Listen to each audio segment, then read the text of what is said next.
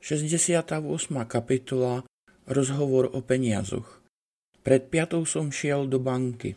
Bola zatvorená, ale pozoroval som ju 2 hodiny a vedel som, že Seaborn neodišiel. Teraz som ho videl cez dvojité sklené dvere sedieť v pracovni za masívnym písacím stolom a horúčkovito telefonovať. Zaklopal som na predné dvere. Došuchtal sa vrátnik poznačený rokmi, pokúšal sa mi čosi povedať cez dvere, no nakoniec sa vzdal. Kým mi otvoril, bol by som sa odviezol na severný pól, babral sa s kľúčmi, zo 3 razy pichol vedľa a konečne odchýlil dvere. Máme zatvorené, povedal povýšeneckým hlasom, ktorý akoby unikal z balóna. Otvárame o 9 ráno. Mám dohodnutú schôdzku s pánom Seabornom. Klamal som už celkom nenútene. Premeral si ma od hlavy po pety, odhadol ma. Overím si to u pána prezidenta. Aké to bolo meno? Kilmer a ešte je... Čo? Ale nič.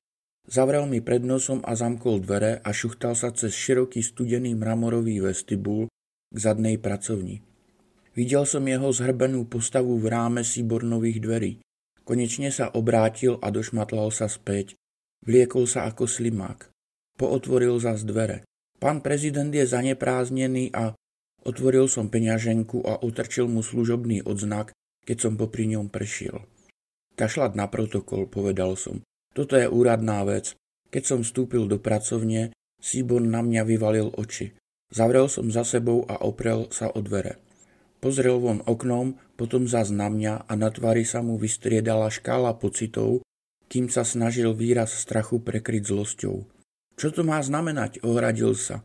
Už druhý raz za 2 dní ste sa mi sem votreli bez... Včera som sa nevotrel, skočil som mu do reči. Prišiel som oznámiť úmrtie v rodine vašej sekretárky. A teraz čo tu chcete? Myslel som, že by sme sa mohli porozprávať, pán Seaborn, medzi 4 očami. O čom? O Frankovi Talianim, ktorý sa tu nazýval Frank Turner, o bankových praktikách Lou Cohena, o Harrym Rainesovi, ktorého zabili rovno naproti. Kývol som smerom k oknu. Sledoval môj pohľad, ale namiesto do parku pozrel hore, k vrchnému poschodiu skladu 3. Znova sa kopili ťažké búrkové mračná, zošerilo sa, ale nikde sa nesvietilo, nik tam nebol, šéf bol mŕtvý. Seaborn nervózne bubnoval prstami po písacom stole, ako by hral na klavíri. Pána Turnera som ledva poznal, povedal, a o smrti úbohého Harryho neviem celkom nič. Po dlhej odmlke dodal. Hádam by som mal zavolať svojmu advokátovi. To by ste mohli. Alebo by sme sa mohli my dvaja súkromne porozprávať. Len my dvaja. Totiž ak ste ochotní spolupracovať, v opačnom prípade nemusíte zavolať ani advokátovi. Odídem. Ale príde niekto iný a potom budete potrebovať advokáta.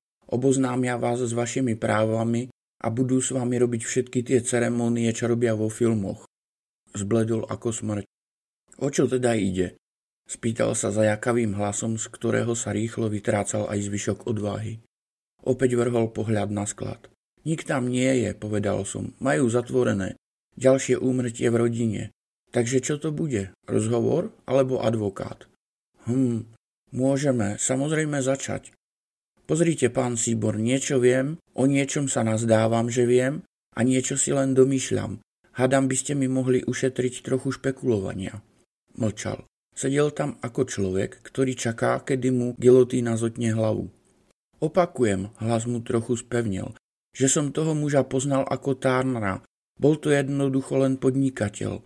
Nie je tajomstvom, že sme sa aktívne snažili získať nové obchody a investície pre mesto. A on nám dal veľmi výhodnú ponuku. Bez akýchkoľvek podmienok? Po chvíli prisvedčil. Tak je. Kto navrhol spôsob bankových operácií? Spýtal som sa. Čo ty myslíte? Toto viem určite, pán Seaborn. Viem, že Taliani realizoval všetky svoje finančné operácie cez vašu banku. Viem, že Lou Cohen bol jeho pokladníkom a všetky peňažné vklady šli priamo cez vás. Aj to viem, že veľa peňazí pochádzalo z prostitúcie, hazardu a narkotík, čo sú nedovolené zisky, čiže špinavé peniaze, takže ich môžeme skonfiškovať a rovnako i ďalšie príjmy získané ich použitím, ktoré z nich komukoľvek plynú.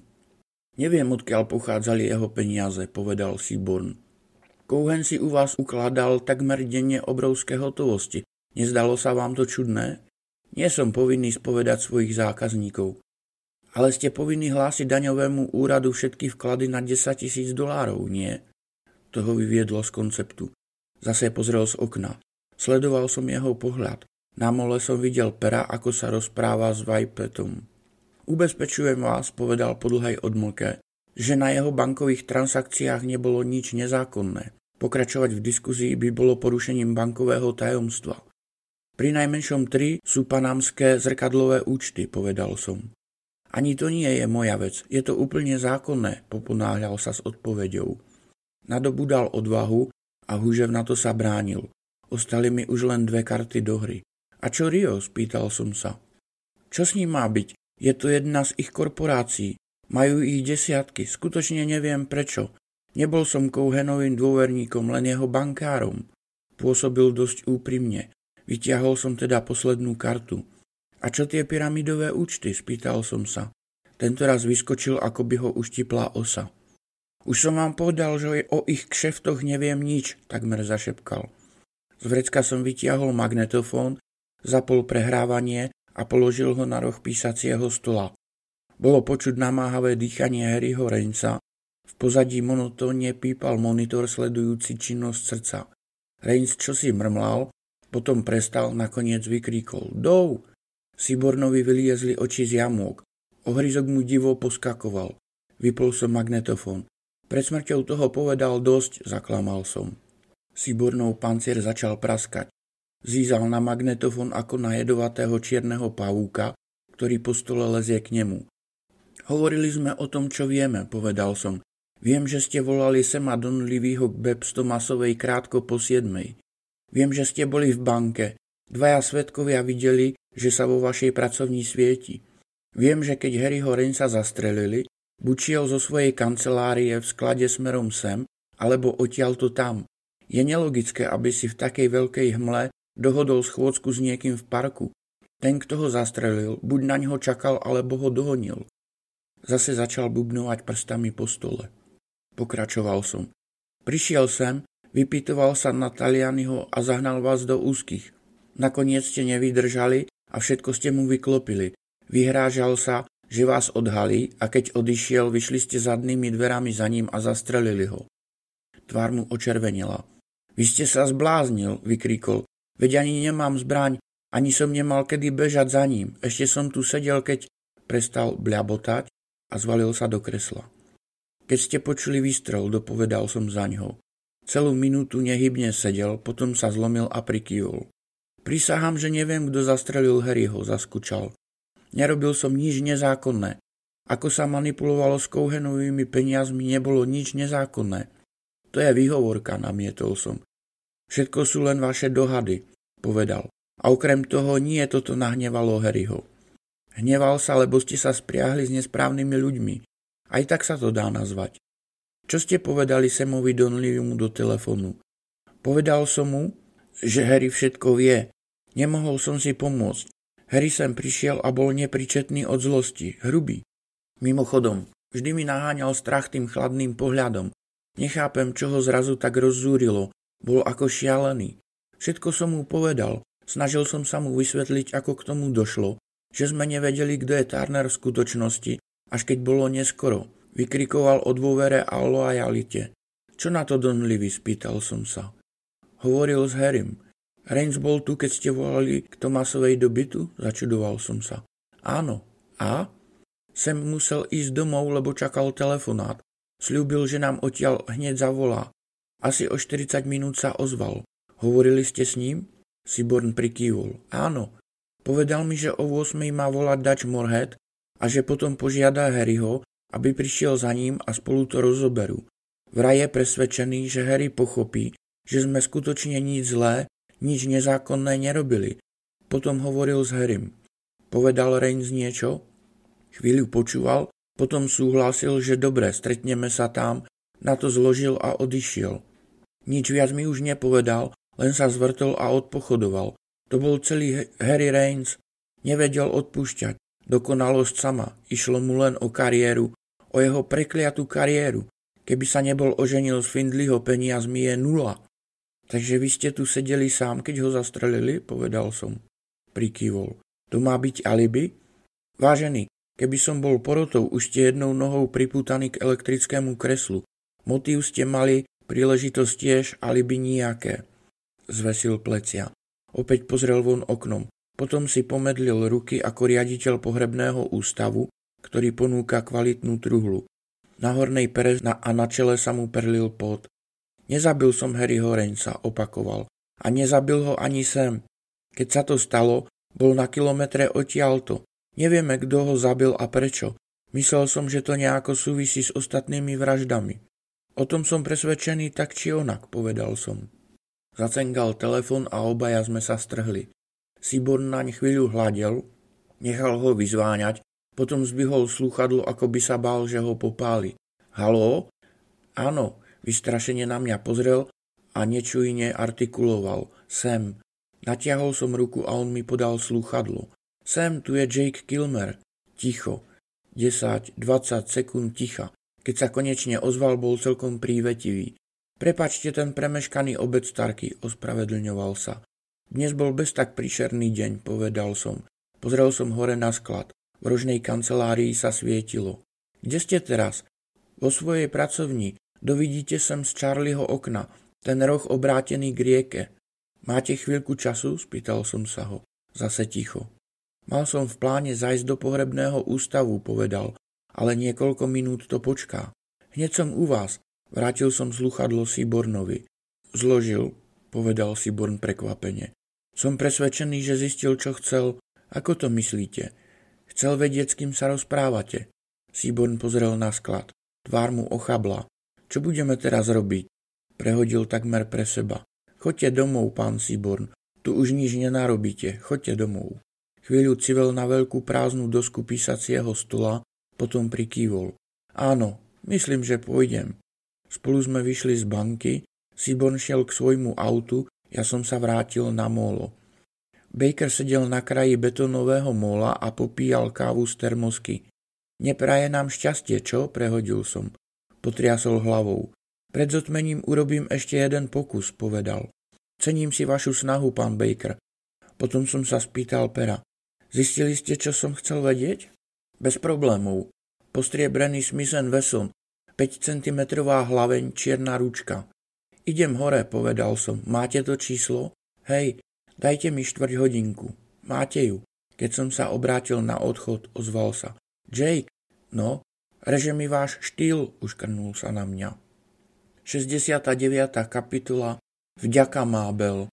Sklad 3 bola dvojposchodová tehlová budova, postavená koncom roku 1700. Od rieky ju oddeloval len úzky dláždený chodník. Malý oznam nad vencom mi prezradil, že pre úmrtie Harryho Rainsa má firma zatvorené. Dvere neboli zamknuté. Spomenul som si, ako som ta prišiel s Teddym a ako som to obdivoval, že je všetko také čisté a vyleštené. Nič sa nezmenilo. Mosazné zábradlie a kľúčky sa ligotali, drevo bolo navoskované a elegantné. Ako vo väčšine starých domov, aj tam sa vznášala pyžmová vôňa, ktorú prinášajú roky a údržba. Donleveyho pracovňa, rožná miestnosť na 2. poschodí, mala výhľad na park aj na rieku. Donlevey bol v tmavomodrom smutočnom obleku, ale vyzliekol si sako a zostal v košeli. Klimatizácia bola vypnutá, okno otvorené.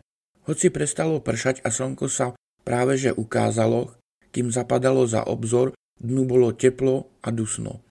Donleveyho úsmev bol smutný, ale úprimný a stisk ruky až bolestivo energický. Prišli ste rýchlo, privítal ma. Prepáčte, že je tu tak horúco. Klimatizácia bola celý deň vypnutá. Povedal som mu, že to nejako vydržím a tiež som si vyzliekol sako. Zapnem záznamovú aparatúru, aby nás nikto nerušil.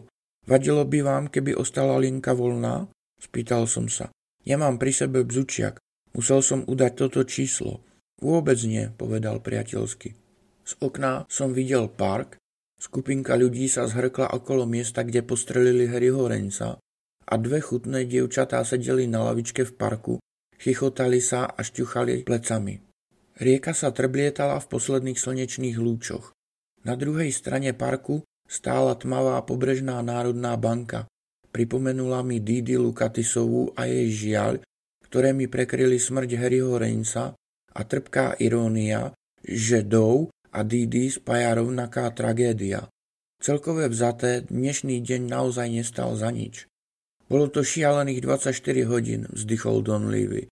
Hej, pozrel som, ako sa spoza móla vynoril George Baker, strhol si masku z tváre a začal sa rozprávať s Perom. Šlo to jedno za druhým. Sledoval môj pohľad na nábrežie. Počul som, že sa tam celý deň potápajú, povedal. Hľadáme zbraň, ktorou zabili Harryho Rainsa. Prečo myslíte, že je v rieke, spýtal sa. Logika, povedal som. Logika? Niekedy nemáme z čoho iného vychádzať. Nedaleko bol mladý pár, ktorý počul výstrel. Ona vykrikla. Myslím, že vrah sa rozbehol opačným smerom k rieke.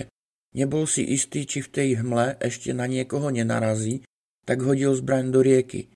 Našli ste niečo? Vyzvedal sa, ale len s nepatrným záujmom. Zatiaľ nie. Vravíte on. Ako viete, že vrahom je muž? Sila zvyku. Mohla to byť aj žena. Zahmkal a na chvíľu prestal hovoriť o vražde. Rozmýšľal som, pokračoval, či tí kriminálnici nemali falošné odporúčania. Možno tým nás prekabátili. Viete, nie je to nič neobvyklé. Siahol do malej chladničky, vytiahol 2 koly, otvoril ich a jednu mi podal. To je možné, povedal som, hoci bolo jasné, že tomu neverím. No predbieham vás, vy by ste mali viesť rozhovor. Našli ste ten diár s údajmi? Spýtal som sa. Rozpačito prevrátil oči. Preboha, za týchto okolností som na to úplne zabudol. Poznačím si, že ho musím pohľadať. To nič, povedal som. Nakoniec tie informácie ani nebudem potrebovať. Baker sa zošuchol z móla a zmizol z dohľadu. Ten svedomitý človek sa rozhodol pokúsiť sa o to ešte raz. Myslíte, že Harryho smrť súvisí s ostatnými vraždami? Spýtal sa Don Levy. Zdá sa, nie? Ťažko povedať, neviem toho veľa o práci polície. Myslel som, že ako právnik, nedokončil som vetu. Študoval som právo, ale prax som nikdy nevykonával. Hneď po skončení štúdia mi Harry navrhol, aby som nastúpil k nemu. Vlastne som inde ani nepracoval. No, povedzme, že kto vie, ako neverím na náhody. Stávajú sa, ale je to nelogické. Keď uvažujete logicky, jednoducho zoradíte všetky fakty, ktoré máte k dispozícii, aby ste dospeli k záveru. Podľa mňa je v tom isté nebezpečie. Človek má sklony hľadať len tie dôkazy, ktoré potvrdia jeho záver. Možno, povedal som nezáväzne. Logicky vzaté by smrť Harryho Rainsa mohla súvisieť s vyvražďovaním Talianovcov. Príšerné úvahy, striaslo ho. Vražda je príšerná, vždy. Prečo chceli Harryho zabiť? Spýtal sa. Tak to chodí. Jedno naväzuje na druhé. Jedna vražda vedie k druhej. Tak vy myslíte, že všetky spáchali tí gangstri? Vyznelo to skôr ako konštatovanie a nie otázka. Pozrel som naňho. Parku sa stmievalo. Nie, povedal som. Ale vravel som, myslím, že tie vraždy spolu súvisia, ale nemyslím, že tá istá osoba zabila Talianovcov aj Harryho Rainsa. Ach, zase logika? Ústa mu stuhli v úsmeve. Otvoril dózu z orechového dreva, čo bola na písacom stole, a ponúkol mi tenkú cigaru, aké v dobových drámach fajčia na riečnych lodiach falošní hráči, a keď som odmietol, pokrčil plecami a rozbalil si jednu. Tak čo o tom vraví vaša logika? Spýtal sa, keď si zapálil. Sadol som si na parapet. Poprvé, povedal by som, že Rains bol na ceste sem, keď ho zastrelili. To znie celkom logicky, prisvedčil Don Levy. Pravdepodobne nechal auto na parkovisku spoločnosti. Parkoval za bankou. No ale ešte vždy tu má kanceláriu, možno si sem po niečo išiel. Pokračoval som. Po druhé, všetky talianovské vraždy boli plánované. Možno smelé, ale veľmi dôsledne plánované a vykonané. To nie je logika, to je fakt. Logika mi vraví, že Rainsova smrť taká nebola. Má všetky znaky náhleho, dokonca zúfalého činu. Ako to? Vrah si nemohol naplánovať hmlu, takže sa rozhodol len ju využiť, a to značí, že presne vedel, kam Rains ide a presný čas, kedy tá pôjde. Ako vypovedali naši svedkovia, nevideli ste si ani na ruku pred nosom. Možno Harry ho sledoval, nadhodil Don Leavy. Hej, ale naši svedkovia počuli kroky iba jednej osoby, čo ma vedie k presvedčeniu, že vrah na Rainsa čakal. Zaujímavé. Don Leavy si chvíľu prezeral konček cigary, potom dodal. Pozrite, Jake, môžem vám pokojne povedať, že Harry šiel za mnou. Bol veľmi nahnevaný. Pohádal sa s Charlie Seabornom. Volal som Charliemu hneď, ako som dohovoril s vami. Harry bol uňho. Povedal som mu, že podľa mňa nám pri najhoršom môžu vyčítať nesprávny úsudok a on súhlasil, že si to príde so mnou predebatovať raz navždy. Mával Rains zlú náladu? Spýtal som sa. Len keď sa cítil ohrozený. Neznášal, aby ho niečo alebo niekto tlačil k múru. A čo Seaborn? Bol veľmi rozrušený? Zachechtal sa. Charlie ho všetko rozruší, je to bojko, ale určite nebol rozrušený natoľko, aby niekoho zabil. Možno išlo o čosi viac ako o nesprávny úsudok. Ako to myslíte? Počuli ste niekedy o účastinej spoločnosti Rio? Spýtal som sa. Výraz tváre sa mu nezmenil. O čom? Spoločnosť Rio, zopakoval som. Pokrútil hlavou. Nie, a mal som? Vysvetlil som mu, čo je panamský zrkadlový efekt a účty na Panenských ostrovoch a všetko okolo toho. Don Leavy bol advokát, iste vedel, o čom je reč. Chcel som ho vlastne len presvedčiť, že to viem aj ja. Spoločnosť Rio je čosi ako hollywoodská kulisa, povedal som. Ako ulica vo filmovej scéne. Dokonalá fasáda a za ňou nič. Bežný účet ako zdroj úplatkov. Úplatkov? A za čo? Za preukázané služby a zatajovanie peňazí pre politikov, tajné nátlakové skupiny skorumpovaných policajtov. Pri svojich kšeftoch sa všade stretávajú s nastrčenými dlaňami. Hotovosť už nestačí? Zasmial sa. Staré zlaté časy sú preč. Už nejde len o pár stoviek šuchnutých tu a tam, ale o 100 000 týždenne. For je v tom, ako ich utajiť. Hollywoodská kulisa je osvedčený spôsob. Podplácajú špinavými peniazmi, ktoré prepierajú v bankách. A spoločnosť Rio slúži na tento účel? Prikyvol som. Chcete naznačiť, že Charlie Seaborn je do toho zapletený? Ustarostene zmraštil tvár. Nič nechcem naznačiť, ale jeho banku na to využívajú. Pomohol vybudovať pomerne komplikovaný systém trikov, aby to fungovalo. A veľká časť peňazí, ktoré šli cez tieto účty, pochádza z nedovolených ziskov. Môžu byť skonfiškované podľa zákona proti nedovolenému podnikaniu. Nie som si istý, do akej miery je v tom Seaborn namočený. Možno jeho jedinou vinou je hlúposť, ale možno je priamo zainteresovaný. Zainteresovaný? Má z toho príjem, časť úplatkov. Môže dostávať podiel zo spoločnosti Rio. Teda, ak vedel, čo robí, a Taliani pokladal za potrebné zainteresovať ho. Na to zatiaľ nepoznám odpoveď. A čo si myslíte? Myslím, že nebol. Prečo? Priveľa by stratil. Myslím, že Seabornová nerozvážnosť tkvie v tom, že to vyzeralo lákavé pre banku a pre mesto, na dôsledky nemyslel. Seaborn je malomestský bankár. Asi mu nikdy nenapadlo, že sa zaplietol do niečoho nezákonného, kým nebolo neskoro vykrútiť sa z toho. Tak toto chodí. Koho ešte podplácali? Spýtal sa Don Leavy nakloniac sa cez stôl. Ktorých policajtov, ktorých politikov? Pracujem na tom. Máte dáke nápady? Niekoľko. Nevidíte s nimi? Spýtal sa. Ubezpečujem vás, že mám na vyriešení tohoto maléru taký istý záujem ako vy. Nepochybujem. Nakláňal sa cez stôl a zízal na mňa. A ďalšia logika? Spýtal sa ešte vždy s úsmevom na tvári. Veľa som rozmýšľal o Rainsovej smrti, povedal som. Snažil som sa zúžiť možnosti. Prišli ste na niečo?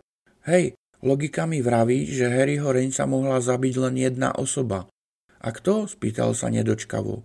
Vyznie to šialene, povedal som. Prezraďte mi to. Zdá sa mi, že jediná osoba, ktorá mohla zabiť Harryho Rainsa, ste vy. Ja? Zalápal po vzduchu a rozosmial sa. Až na maličkosť, že som bol doma na trávnatom ostrove 30 kilometrov odtiaľto. Čiže som to nemohol urobiť. Ako vám to vôbec napadlo? Hej, viem. Máte alibi, mňa a Dača. A predsa to vyplynulo z logiky situácie. Podľa Seaborna ste boli poslední, kto hovoril s Harry Rainesom, kým ho zabili. Zo Seabornovej pracovne odišiel dokonca bez rozlúčky a 2 minúty na toho postrelili. Z toho vyplýva, že jedine vy ste mohli presne vedieť, kam ide a kedy. Ako som to mohol vedieť, dožadoval sa odpovede. Keď ste telefonovali s Rainesom, určite ste mu povedali, aby prišiel sem a nie do vášho bytu. Vedeli ste, že pôjde rovno cez park. Stačilo, aby ste zišli dolu a počkali si ho. Oči mu začali poskakovať ako rybárske plaváčiky na mori. Biela košela mu vpredu stmavla od potu. Vyskočil. Kriste, vy to myslíte vážne, povedal zlostne. Smrteľne vážne. Zbláznili ste sa, Kilmer? Zavrčal. Bože môj, chcete mi tu prišiť svoj nepodložený nápad. Okrem faktu, že som to nemohol urobiť, aký by som mal dôvod zabiť najlepšieho priateľa? Nezhodu pre chybný úsudok? Nedajte sa vysmiať. Mohol som mu uviesť veľa zvyčajných dôvodov. Chamtivosť, túžbu pomoci, strach z Rainesa, ale to by boli jednoduché odpovede. Neobsiahli by moje abstrakcie. Naklonil sa, vyložil nohy na stôl a gánil na mňa spoza žeravého konca cigary. No, vyzval ma. Vynechajme, čo je zrejmé a zaoberajme sa abstrakciami, povedal som. Čo do čerta myslíte pod abstrakciami, spýtal sa. Viete, Don Levy, boli časy, keď som mohol byť na tej istej lodi, konať podľa príkazov, alebo ako sa odo mňa očakáva, kráčať tými istými vyšliapanými chodníčkami za príležitostné potľapkanie po pleci. Ale viem aj to, že nakoniec by som si musel urobiť meno kvôli sebe, dokázať si, že som hodný dôvery, že nie som len niečí milenec alebo niekoho najlepší priateľ. Vy ste boli bystrejší ako ja, v tom je rozdiel. Vy ste s tým rátali od začiatku. Vedeli ste, že moc vám prepožičali a vedeli ste, že vám ju môžu vziať. A pre mňa to bola tvrdá príučka. Ja som nepoznal ich pravidlá hry. Dali vám moc starať sa o každodenný chod Findleyho podnikov. Dal vám ju Raines, jemu zas šéf, a vy ste podnik viedli tak, ako Findleyovci už od čias guvernéra Oglethorpa. Ale Don Levy, skôr či neskôr ste museli dokázať, čo ste hoden nie ostatným, ale sebe. Museli ste dokázať, že nie ste len petolízač, druhoradý rugbysta preferovaný bohatým priateľom. A nie hodzakým bohatým priateľom. Harry Raines dodržiaval pravidlá. Viedol Findleyho obchody brilantne, bol zvolený za senátora, dokázal husársky kúsok, keď získal verejnú mienku pre zákon o peňažných hrách a zdal sa istým favoritom na nového guvernéra. Ťažko s tým bolo držať krok a vy ste museli Downtown presvedčiť, že aj sem Don Levy dokáže nejaký ten husársky kúsok. No a čo, vyštekol, odkedy sú ambície zločinom? V ambíciách nie je chyba, len v spôsobe, ako ich uplatňujete. Čo vy viete o mojich spôsoboch? Viem, že Raines bol pokračovateľom starej gardy a myslím, že vy ste sa cítili priekopníkom novej, keď sa naskytla veľká príležitosť. Downtown rástol a vy ste zrazu mali šancu znovu oživiť toto mesto ešte pred dokončením dostihovej dráhy. Napokon tu rozkvital turistický ruch, mesto rástlo rýchlejšie ako huby po daždi. Potrebovali ste len napumpovať čerstvé peniaze do systému, v ktorom po staročia obiehali tie isté staré unavené doláre. Zavial pre vás priaznivý vietor. Bola tu šanca zastavať pláže a rozparcelovať močariny. Zmeniť mesto Dún na mesto konjunktúry zásluhou Sama Donlevyho. Ibaže sen sa zmenil na nočnú múru. Z mesta Dún sa stalo mesto záhuby, lebo veľká príležitosť sa hláskovala Taliany. Len vyrývajte, vyštekol a prerušil ma uprostred vety. Ignoroval som ho a vyrýval ďalej. A keď ste zistili, že ste v jednom vreci s mafiou, stáli ste pred osudným rozhodnutím. Povedať to Rainesovi? Riskovať jeho spravodlivý hnev? Alebo v tom pokračovať? Čo ste mohli stratiť? Taliani bol samotár, jeho ľudia viedli zákonné obchody, všetko vám hralo do karát, tak na čo rozhojdávať čln? No nie, sem. Ani sa nepohol. Posúval si cigaru medzi perami a díval sa mi rovno do očí. Nič z toho, čo ste zatiaľ povedali, nie je ani inkriminujúce, ani nemorálne, ani nezákonné, ohradil sa. Fakt, ale na jedno ste zabudli. na Findleyovský zlatý zákon. Čerta im záležalo, čo je nemorálne, nezákonné, inkriminujúce, nesprávne alebo čosi iné. Podľa Findleyho nepísaného zákona sa Harry mal stať novým guvernérom a vašim jobom bolo kryť mu chrbát, nie prihrievať si vlastnú polievočku. Posrali ste to sem. Keď ste sa spojili s Talianim, podkopávali ste politickú kariéru Harryho Rainsa a šliapali ste si vlastnú cestičku, čo bol omyl, ktorý by vám Rains nikdy neodpustil. Nie kvôli nemu ste museli tajiť Talianiho pravú totožnosť, ale kvôli sebe. Museli ste si udržať moc, kým si nevybudujete vlastnú mocenskú pozíciu. Potom vypukla vojna proti Talianovcom a vypršal vám čas. Ako som povedal, moc sa prepožičiava a odníma. Nikto mi nič neodňal, povedal a vstyčil sa, ako by bol o pár centimetrov narástol. Nadišiel čas chytiť ho pod krk. To je lož, povedal som. Spáchali ste ten ťažký hriech, sklamali ste Rainsovú dôveru.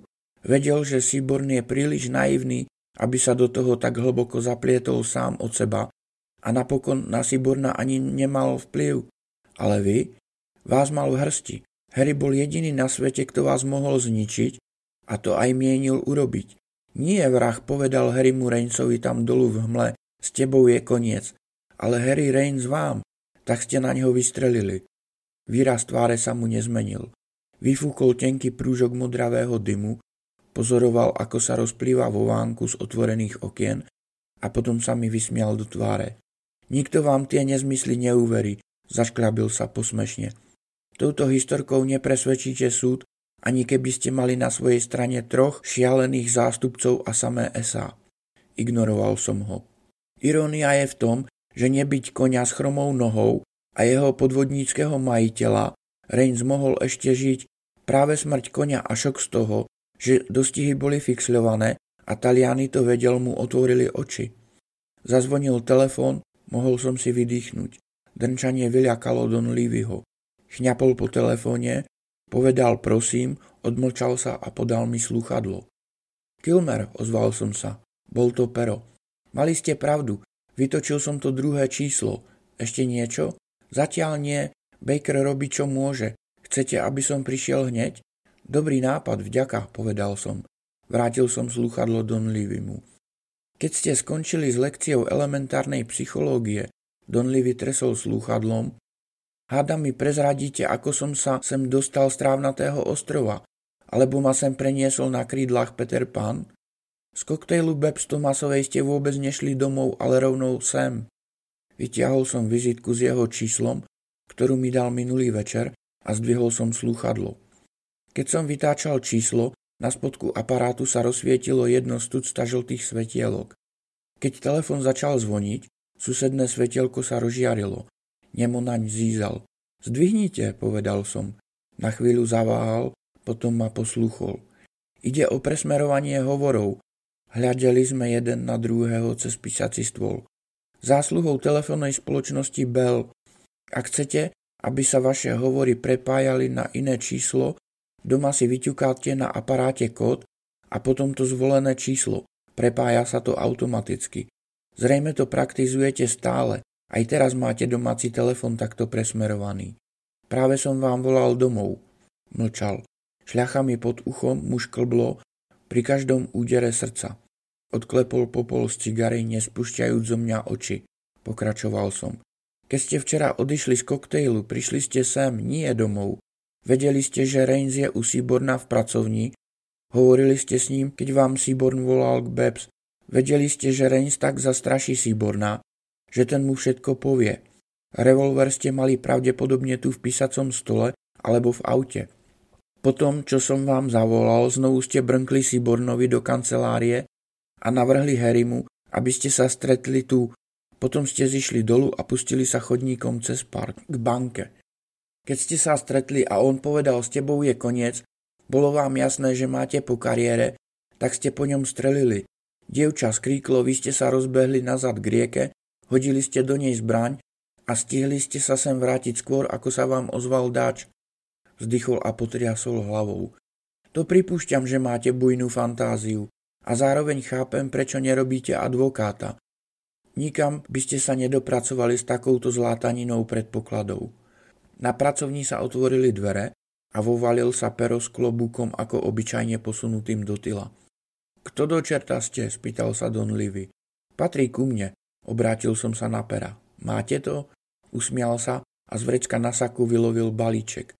V plastikovom vrecušku bola mokrá postriebrená 38 Smith & Wesson s čiernou gumenou ručkou. Pozrel som na ňu. Na páske na boku vrecka bolo napísané číslo. Má vaša 38 číslo 7906549? Spýtal som sa Don Livyho. Aká 38? Ktorú ste si kúpili v lani 3. februára v Odumovom športovom obchode na 3. ulici, povedal Pero. Pán Odum na to veľmi dobre pamätá. Musel si len overiť presný dátum a sériové číslo. Toto je konkrétny dôkaz, povedal som. Vražedná zbraň nemá nič spoločné s predpokladmi. Ten revolver mi už pred mesiacmi ukradli, zajačal. To povedzte sudcovi, poradil som mu. Ukážte mi ho, dožadoval sa. Až na polícii, povedal som. Pero, chcete zatknúť tohto muža? S radosťou, uškrnul sa. Ako znie obvinenie? Vražda 1. stupňa, povedal som. Poďme podľa predpisov. Pero si zložil klobúk a nakúkol doň. Na kartičke pripevnenej k počívke mal zoznam práv zatknutého, ktoré začal čítať Don Livymu. Máte právo mlčať. Don Livy mu vyrazil klobúk z rúk. Do pekla s tým, zavrčal a načiahol sa za telefónom. Položil som ukazovák na slúchadlo. Môžete si zavolať z lochu ako každý iný. Pero vytiahol puta a hrubo zvrtol Don Livyho chrbtom k sebe. Normálne to nerobievame, zašepkal mu do ucha, keď zacvakol náramky. To s tým mojím klobúkom to bola chyba. Máte na nič spôsoby. No čo, všetci robíme chyby, povedal som. Pozrite na chudáka Harryho. Sám si napísal epitaf. Tu odpočíva Harry Rains, ktorý venoval dôveru nepravému. Don Livy bol dosť inteligentný, aby mlčal. Odviedli sme ho dolu a zverili 2 policajtom v hliadkovom voze s tým, že sa stretneme na polícii. Čo urobíme teraz? Spýtal sa Pero. Pomodlíme sa. Nemuseli sme. Keď sme vykročili k našim autám cez park, k nám bežal George Baker. Ešte bol v potápačskom obleku, iba plutvy vymenil za čižmy. Mám pre vás darček, povedal a podal mi 38 Smith & Wesson s čiernou rukoveťou a 5 cm hlavňou. Bola zabalená v látke, aby sa na nej zachovali prípadné otlačky prstov. Skontroloval som výrobné číslo. Bola to Don Livyho zbraň. Ubezpečujem vás, že je to tá zbraň, povedal Baker pyšne. Nebola pod vodou dlho, ešte sa jej nechytila hrdza. Ďakujem vám, pán Baker, usmial som sa naňho. Práve ste mi zachránili krk. Teda, pane, na taký kompliment budem iste rád spomínať.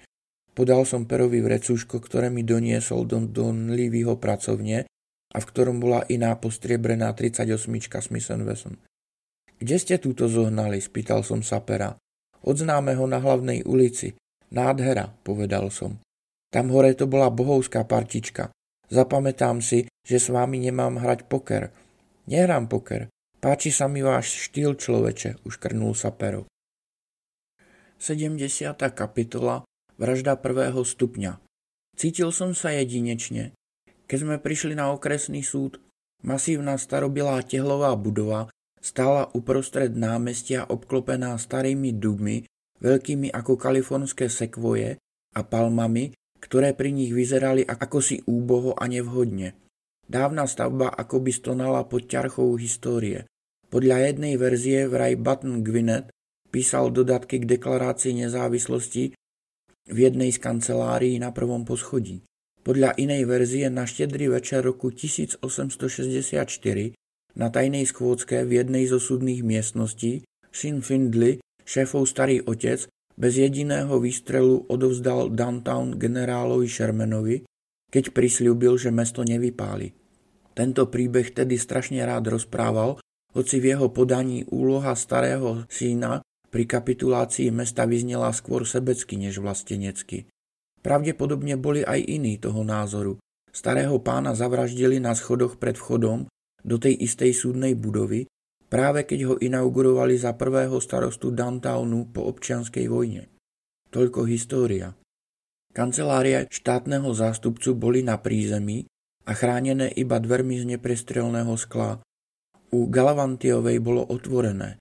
Rázna malá okresná štátna zástupkyňa sedela v kancelárii, pohrúžená do kopy súdnych spisov hrubých ako encyklopédia, okuliare a la Ben Franklin mala posunuté na koniec nosa. Oprel som sa o kraj dverí a prstami zabubnoval na zárubeň. Ahoj, dievčatko, povedal som. Poslali ste dnes niekoho na kreslo? Zagánila na mňa ponad okuliare. Pre vás nie som nejaké dievčatko, pán Kilmer. Nie sme tak za dobré. Ako to vyzerá s páskou Harryho Rainsa? Krachlo to. Je to samé bla bla bla. Prižmúrila oči, ako by mi neverila. Mohla som si myslieť, že to tak dopadne. Nepatrí sa takto hovoriť s človekom, ktorý vám práve zložil do lona najväčší prípad v histórii okresu, povedal som. Zaklonila sa a ďalej na mňa ostražito hľadela. A čo je to ozaj za prípad? Pre efekt som sa na chvíľu odmlčal a potom som sa s tým vytasil. Štát versus Sam Donlevy. Tak prudko sa naklonila dopredu, že spod nej skoro vyletela stolička. Zatkli ste Sama Donlevyho? Tvárila sa, ako by som práve obvinil prezidenta Lincolna z exhibicionizmu. Teraz s ním spisujú zápisnicu, povedal som tak nedbanlivo, ako som len vedel. Z čoho je obvinený? Z vraždy 1. stupňa. Vykročila, vystrela sa v celej svojej 0,5 metrovej výške a stála s ústami do Korán. Zdvihol som ukazovák a zopakoval novinku. Vražda 1. stupňa, preglgla. Dovtedy som nikoho nepočul preglgnúť, ale ju som fakt počul. Koho do čerta zabil? Čo takto pre začiatok Harryho Rainsa? Pane Bože, posledné 2 slabiky preťahovala do nekonečna. Vošiel som do pracovne a hodil na písací stôl vrecko s 38. Mám pocit, že je istejšie odovzdať to vám, ako keystonským tajným z kriminálky. Tuto je búchačka, ktorú Donlevy použil. Vylovili sme ju z rieky asi pred 0,5 hodinou. Harry Rains, povedala s posvetnou hrôzou, hľadiac na 38. Donlevy má alibi, ale neobstojí, pokračoval som. Ešte ma nevnímala. Harry Rains? Zopakovala stále hľadiac na revolver, ako by od neho čakala odpoveď. Ťažko mu budete dokazovať premyslený čin. Podľa mňa dostal ten nápad len asi 0,5 hodinu predtým, ako ho uskutočnil. Tento raz ma už počula a prerušila ma uprostred vety. To je more času, povedala rýchlo. Do čerta. Keby sa na to chystá len 5 minút, aj to mi stačí na premyslený čin. Ak o tom presvedčíte súd, pre mňa je to OK. Prečo to urobil? Vyklopil som jej podstatné detaily tak rýchlo, ako som vedel, vrátane pyramidových účtov, hollywoodských kulís a Seabornovej diskutabilne neškodnej úlohy v tej veci. Tak motivom bol strach, že ho Rains odhalí, povedala. Zdá sa mi, že mu tak či tak neostávalo veľa času. Taliani by sa bol skôr či neskôr vynoril. Donlevy dúfal, že dovtedy si vybuduje takú silnú mocenskú pozíciu, že sa mu prepečie aj jeho chybný úsudok. On to totiž tak nazýva. A ako to nazývate vy? Spýtala sa. Korupcia. A okrem toho, ako som povedal, aj Donlevy mu vražda vedie k ďalšej vražde. To myslíte, že zabil ešte niekoho? Obočie jej vyskočilo až po plafón. Je spoluvinníkom, povedal som. Pred alebo po čine? Aj. Kto to bol? Aj Gledbetter. Hej, pamätáte sa na ňo, pravda? Bol tu policajným šéfom. Ledbetterova smrť bola náhoda. Len preto, že ste nič iné nevedeli dokázať, povedal som jej. Prižmúrila jedno oko a venovala mi svoj najtvrdší pohľad. Len žiadne bezočivosti. Dutch Morehead je presvedčený, že to bola vražda a ja sa k tomu prikláňam. Najprv som si myslel, že Dutch je nazlostený, preto chce z Ledbetterovej smrti vytlcť prípad. Zabiť policajného šéfa nebol Talianiho štýl, najmä ak chce ostať nenápadný, a iných podozrivých nebolo. Potom som zmenil názor. Ale a prečo? Neverím na náhody o nič väčšmi ako Dutch. Nie v tomto meste. Nie, ak je obeťou šéf polície. Prečo zabili Ledbettera? Spýtala sa. Pozrite, pani Galavantiová. Ak v tomto meste mohol niekto dostať Talianiho, tak to bol Ledbetter.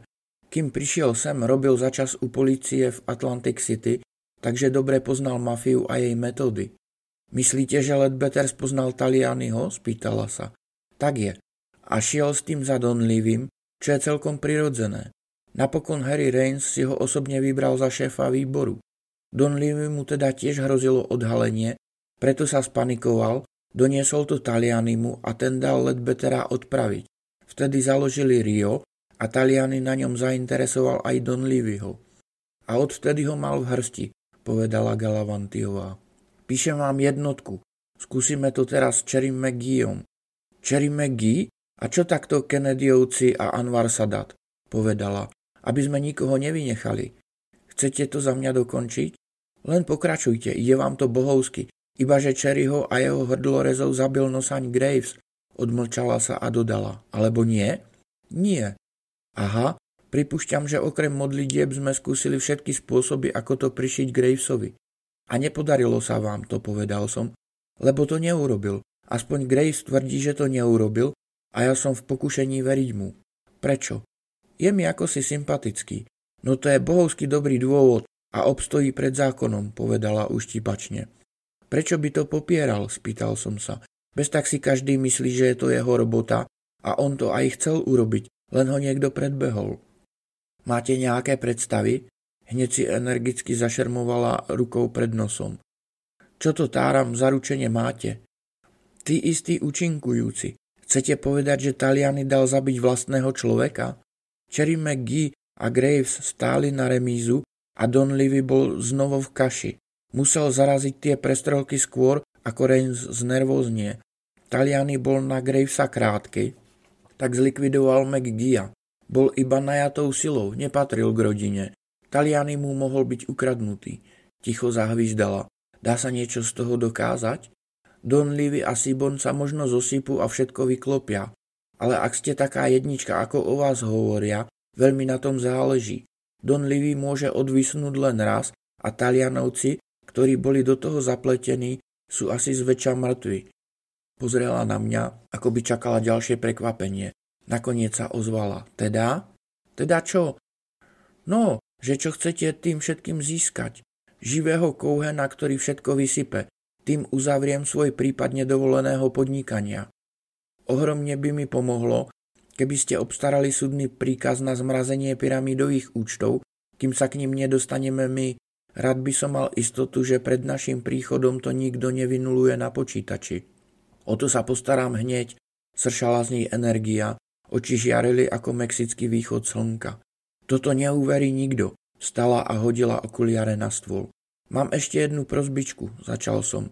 Lišiacky na mňa pozrela. To som vedela. Mal Winslow alebo Lukatis už predtým záznam v registri? Spýtal som sa. Zaujímalo by ma, o čo vám ide s tým Lukatisom. Osobná vec, porozmýšľala nad mojou otázkou. Hej, mali sme tu obvinenie proti Winslowovi, povedala nakoniec. Za čo? Za podvod. Čo sa s ním stalo? Odložené. Pre nedostatok dôkazov. Osvedčený nedostatok dôkazov. Pozrite, keď niet dôkazov, nemôžem pred veľkú porotu. Moje solo by nevyšlo. Nevyčítam vám to, povedal som rýchlo. Odložili ste to pred alebo po jeho výlete s Lukatisom? Skutočne si nespomínam. Skúste, darebák. No, asi po ňom. Nádhera. A Titan vás požiadal, aby ste prípad stopili, je tak? Zase chvíľu rozmýšľala. Nie celkom, len nepredložil dôkazy na obžalobu. To mi stačí, povedal som. OK, sme si kvit, dievčatko. Mimochodom, mali by ste presadiť, aby Donlevyho neprepustili na kauciu. Ak sa nemýlim, v Paname ho čaká asi $500,000. Keď sa dostane von, utečie nám ako zajac. Len cez moju mŕtvolu, vyštekla. To nehovorte, zastenal som. Už ich máme dosť. Kto vie, dievčatko, možno vás ten Rainsov prípad vyniesie až na guvernérske kreslo. Šmurkol som na ňu, keď precupkala popri mne cestou na registratúru. 71. kapitola. Nancy v akcii. Komplex Bríza páchol peniazmi. Konzervatívne jednoposchodové domy boli bledosivé so šarlátovými okennými rámami a verajami. Cestičky sa vinuli medzi papradím a rozkvitnutými kríkmi až neskutočne krásnymi. Inteligentný podnikateľ ponechal na pozemku veľa starých dubov a borovíc a v dohľade nebolo jediné auto. Garáže zrejme postavili na strane odvrátenej od cesty. Trávnik akoby strihali manikúrovými nožničkami. Vo vysokom plote so železnými hrotmi, čo ohraničoval celý komplex, bol kombinovaný vchod a východ. Uprostred stál ostrovček so strážnicou a nepretržitou službou. Strážca, vysoký čierny vspieracký typ, mal naškrobenú orieškovú uniformu a čierne čižmy sa mu ligotali ako športiak Ferrari na autosalóne. Pozrel na mňa chladnými očami a presunul si žuvačku z jednej strany úst na druhú. Nepovedal nič. Volám sa Kilmer, idem za pani Rainsovou. Prelistoval niekoľko strán v zápisníku a pokrútil hlavou. Nie ste na zozname. Zavolali by ste jej? Možno zabudla. Mala hrozný deň. Mám tu poznámku nerušiť. Čaká ma. Snažil som sa zachovať pokoj. Na zozname nie je nejaký Kilmer a mám tu poznámku nerušiť, povedal zdvorilo, ale rozhodne. Čo keby ste jej odniekaľ zavolali, nech brnkne na bránu a ohlási vás. Ukázal som mu preukaz, oči sa mu zastavili na prvom riadku. Vyšetrovateľ vlády USA a tam aj ostali, kým nezdvihol pohľad. Môj brat je mestský poliš, povedal pozerajúc okna do neurčita. Na jeseň ide na primačky k FBI. Fantastické. Viete, čo sa prihodilo pani Rainsovej? Myslíte to s panom Rainsom? Hej, strašné. Zase pozrel na preukaz a spýtal sa. Úradne? Ako inak, povedal som úradným hlasom. Kamarát, tu je to prísne. Nikto, absolútne nikto sa tam nedostane, kým ho neohlásia u brány. Je to v nájomnej zmluve. Ako som povedal, čaká ma. Asi vám zabudla nahlásiť moje meno a čo ešte k tomu patrí. Prečo ma nepustíte? No tak jej brnknem. Parkovisko pre návštevníkov je napravo za palmetami. Zatiahol som dnu a zastal na parkovisku pre návštevníkov, takom čistom a upravenom, že vyzeralo až sterilne. Keď som sa vrátil, strážca sa uškrnul. OK, palcom a ukazovákom urobil koliesko. Mali ste pravdu, zabudla. Prvý chodník naľavo, druhý dom 3C. Poďakoval som mu a zamieril k 3C. Bolo tu ticho ako na dne jazera. Nijaké nočné vtáky, ani šum vetra, celkom nič. Kamienky mi škrípali pod nohami, keď som prišiel k slepej uličke. Všetko tu bolo prvotriedne. Každý dom mal vlastný bazén. Nikde ani smietky.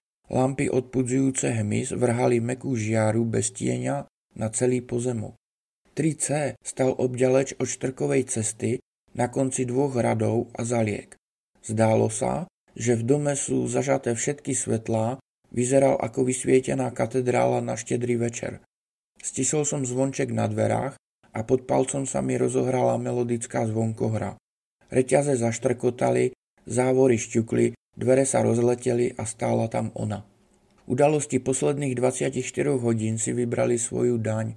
Oči mala opuchnuté, tvár strhanú a synastú. Žiaľ zotrel opálenie a nahradil ho sivým odrazom smrti. Zavrela za mnou dvere a ustúpila do neutrálneho rohu miestnosti, ako by sa bála, že mám nákazlivú chorobu. Som rada, že si prišiel, povedala hlasom, z ktorého sa vytratila mladosť. Rád ti pomôžem. Nikto mi nemôže pomôcť. Chceš sa vyrozprávať? Počul som, že to pomáha. Ale o tebe to neplatí. Zvážil som jej slová. Mala pravdu. Na svete bolo len málo ľudí, s ktorými som si mohol pohovoriť. Riziko povolania. Asi nie, Polišovi nik nedôveruje. Nejde mi do hlavy, že robíš práve toto. Poobzeral som sa. Bola to mužská izba bez zbytočných ozdôb a jasných farieb, ladená do svetlohnedej s čiernou. Starožitný nábytok bol masívny a tiesnivý. Steny ovešané fotografiami, plaketami, diplomami, parafernália úspechu vtesané do úzkých ligotavých mosadzných rámov. Izba veľa prezrádzala o Harry Rainsovi. Prejavoval sa v nej zmysel pre stereotypný poriadok, až obradná snaha po dokonalosti. Jediný kvet by jej bol ohromne pomohol. Zvláštne. Doe bola len na jednom obrázku na skupinovej fotografii, zrejme z otvorenia závodiska. Ostatné boli samý biznis, politika alebo dostihy. Rains pri víťaznom žokejovi a koňovi, Rains nesvoj pred bejsbolovým klubom, Rains na pozadí kapitolskej kupoly vo Washingtone, Rains pozujúci so senátormi, kongresmenmi, guvernérmi, generálmi, starostmi, deťmi a aspoň s jedným prezidentom. Usmieval sa niekedy? Spýtal som sa, hľadiac na jeho vážny, takmer prísny výraz. Harry nebol na úsmevy. Pokladal to za prejav slabosti, povedala Dove. Škoda, na týchto fotografiách vyzerá taký šťastný. Nespokojný. Do jej tónu sa vkrádala namrzenosť. Nikdy nebol spokojný. Ani víťazstvo ho neuspokojilo. Stále myslel na nové výzvy, nové víťazstva, ďalšiu plaketu na stenu.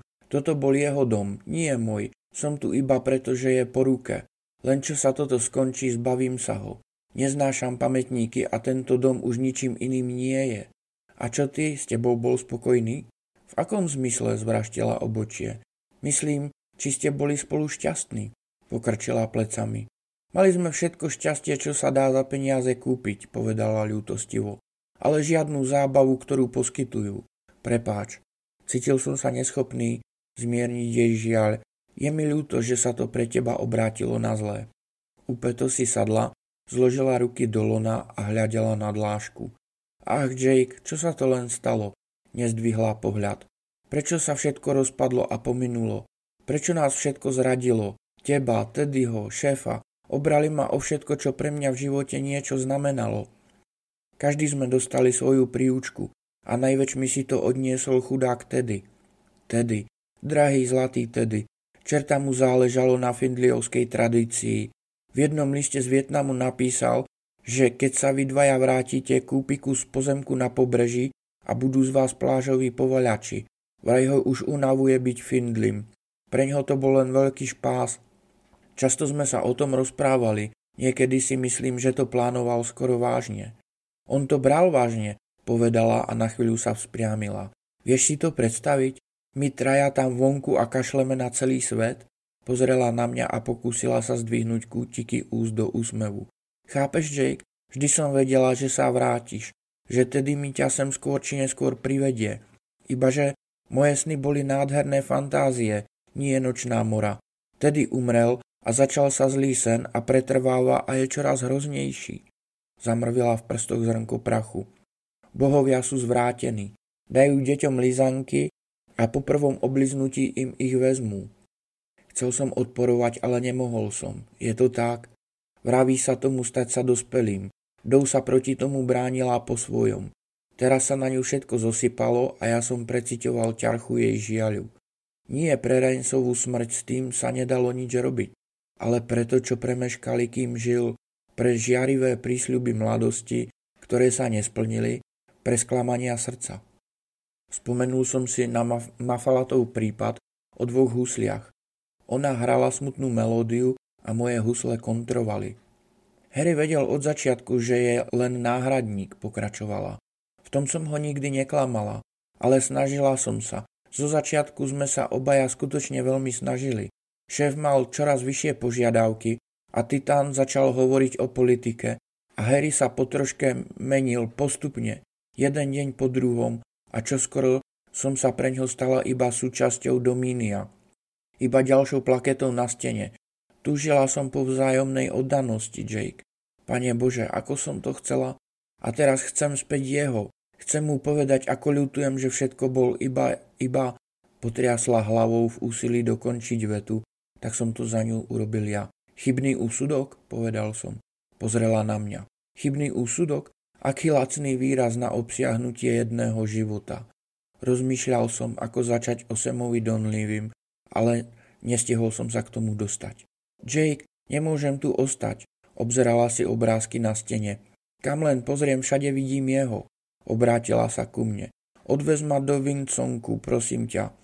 Vezmi ma preč odtiaľto. Poďme, môžem jej to povedať cestou. Robila, čo robievajú všetky ženy pred odchodom z domu. Zdalo sa mi večnosťou, kým sa vymotala. Potom sme konečne vyšli a kráčali k môjmu autu. Nič sme nevraveli, ale zavesila sa mi do ramena tak silno, až to bolelo. Keď sme sa priviezli k ostrovčeku v bráne, strážca ma kývnutím zastavil. Mal vás niekto čakať? Spýtal sa. Prečo? Ten čierny sedan vpravo. Zastal tam len čo ste vošli dnu, odvtedy tam parkuje. Žmúril som do tmy a rozoznal som auto asi pol bloku od nás na našej strane cesty. Možno niektorý z dačových chuligánov, ale voz mi nebol známy. Viete, koľky sú v ňom? Iba jeden. Možno vyspáva opicu, povedal som. Hej, ale pomyslel som si, že vám to spomeniem. Vďaka. Za málo. Vyrazil som z chráneného vchodu a zabočil doľava, preč od zaparkovaného sedanu. Odlepil sa od obrubníka a s nezažatými svetlami sa na nás zavesil. Spomalil som, aby sa k nám priblížil. Revolver som mal ako obyčajne v kufri. Zapni sa, povedal som Dou. Čože? Bezpečnostný pás, pripni si ho a drž sa. Siahla po ňom a zacvakla si ho krížom cez boky. Čo sa deje? Spýtala sa a do hlasu sa jej vkradlo znepokojenie. Máme spoločnosť. A ja som si pripol pás. Len sa pripútaj, bude to ako za starých čias v džípe. Počkal som, kým sa sedan priblížil na 3 metre, potom som dupol na plyn a skrútol volant. Poskočili sme dopredu, pneumatiky zaskúvíňali na asfalte a auto sa prudko obrátilo. Skočil som na brzdu, vyrovnal a vyrazil opačným smerom, zanechávajúc šmuhy na vozovke. Ten v sedane bol rýchlejší, ako som čakal. Náhle zmenil smer a vrazil mi do ľavého zadného blatníka. Moment som neovládal vozidlo, skrútol som volant, dupol na plyn a brzdy, aby som ho vyrovnal. Preletel som cez obrubník, minul prístrešok so smetníkmi a zničil asi 10 metrov plota, čo ohraničoval komplex. Auto škripavo zastalo, zdemolovaný chladič bláznivo syčal. Zapolil som s kľúčikmi, vytiahol ich zo zapaľovania, vyskočil som a bežal ku kufru. Sedan sa v polkruhu obrátil, zamieril k nám a zastal 3 metre odo mňa. Ešte som sa babral so zámkou na kufri, keď som za sebou počul Turka Nancyho. Potrebuješ cvičné jazdy. Kým sme my hľadali Nancyho, on ma sledoval. Dou vystúpila a stala si vedľa mňa. Vráť sa do auta, povedal som jej čo najpokojnejšie. Čo sa deje? Neskoro. Nancy stál predo mnou, Lugerom mi z metrovej vzdialenosti mieril do tváre, hadie oči mu škodoradostne tancovali, jazykom si oblizoval pery. Zareagoval som. Bez rozmýšľania, bez zvažovania šancí. Nemyslel som ani na Dou. Bolo to ako orgazmus, mohutný príval úľavy. Všetky sklamania a zlosť zo mňa vykypeli v slepej nekontrolovateľnej zúrivosti. Nancy bol čosi viac ako obyčajný psychopat. Vraždil ľudí, ktorých som poznal a pokúsil sa zabiť aj mňa. Stelesňoval každý nesplnený sľub, každý zmárnený sen, každú presranú hodnotu posledných 20 rokov môjho života. Nerozmýšľal som. Schmatol som Luger za hlaveň a silno som ju skrútil. Počul som výstrel a pocítil som, ako horúčava prebieha hlavňou a páli mi ruku a rozptyluje sa do vzduchu. Udrel som ho, zrazil do prístrežku na smetníky, znovu som ho udrel, nabral ho kolenom, trieskal ním sem a tam, raz o jednu stenu, raz o druhu. Potom som ho znovu udrel a znovu nabral kolenom. Podlomili sa mu nohy, jednou rukou som ho nadvihol a druhou tlkol. Počul som, ako ma Dou hystericky volá po mene, no nevedel som prestať. Vychutnával som každý úder, každé kopnutie. Začal jačať, chcel sa mi vyšmyknúť. Košeľa sa mu roztrhla, padol na kolená a štvornožky sa vliekol k ulici ako kráp. Dupol som mu na členok, aby som ho zastavil, vyvrtol som mu ho a niekoľkokrát som ho tresol pesťou do tyla, až ma ruka pálila od bolesti. Vytiahol som ho na nohy, kopol som ho do krížov a on oblúkom pristal medzi smetníkmi. Ešte mi nestačilo. Strhol som vrchnák zo smetníka a bachol ho po hlave 3, 4, 5 ráz, až sa vrchnák celkom zdeformoval. Tak som ho odhodil, postavil som Nancyho a znovu som mu vrazil kolenom do rozkroku. Zdrapil som ho za košeľu, pridržal som si ho a zasadil mu niekoľko rýchlych tvrdých úderov priamo do tváre. Mlátil som ho, až bol celý zakrvavený a bezvládny. Dou sa opierala o stenu, rukou pritisnutou na ústa tlmila výkriky, v očiach sa jej zračilo ohromenie a hrôza. Prestaň, Jake, preboha ťa, prosím, prestaň, kričala. Zase som ho nadvihol, sotil na kapotu, zdvihol jeho Luger a vrazil mu hlaveň do úst. Ty skurvený kretén, zreval som na ňo. To bol tvoj tretí pokus, teraz je po tebe. Nie, vrieskala Dou. Strážca vybehol na ulicu, zapískal na pišťalku, nerozhodný, či vytiahnuť revolver. Zavolajte na toto číslo, vyštekol som telefónne číslo skladu. Zopakoval som ho. Rozumeli ste?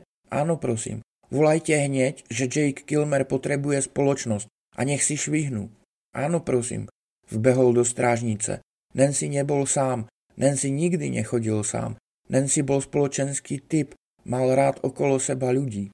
Bež za bránu, povedal som Dou. Ale rýchlo, tento sviniar nie je sám. Choď dnu a čakaj, kým... Vetu dokončili reflektory. Auto k nám vyrazilo od susedného bloku.